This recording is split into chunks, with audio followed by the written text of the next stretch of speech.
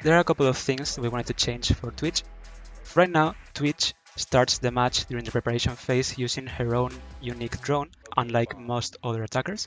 Some players may know already, we are planning to allow attackers to switch their selected operator during the preparation phase.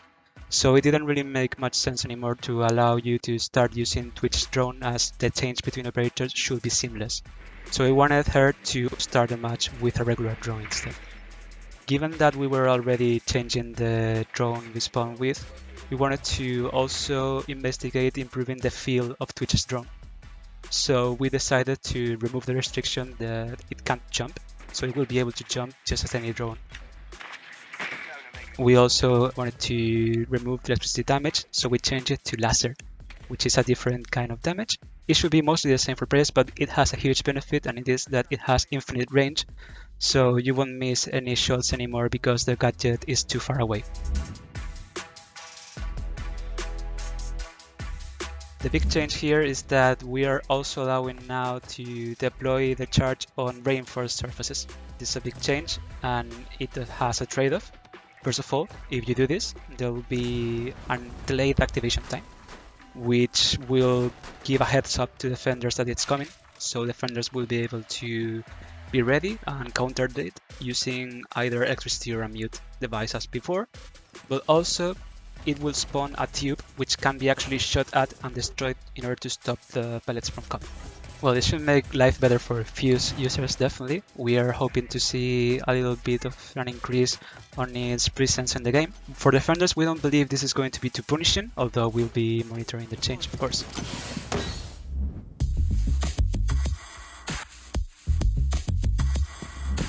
Basically, what we're doing here is allowing IQ users to use the smart ping system for any gadget that you detect using her electric field detector.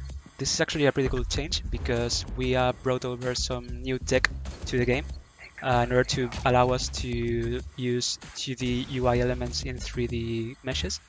And here I wanted to give a huge thanks to our lead UI programmer in Ubisoft Barcelona, Jose Manuel Fernandez, who made it possible. So we hope that allowing IQ to ping enemy gadgets using the smart ping system should improve team communication even when there's no voice chat, as every teammate will be able to see what she's seeing.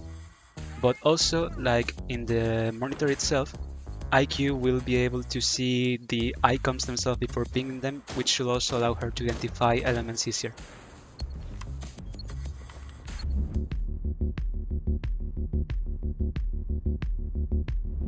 We're aware that a rework for the flash has been a long time coming, because as an attacker, you may not feel confident enough to use it to stun an enemy. And we believe that it basically boils down to two reasons.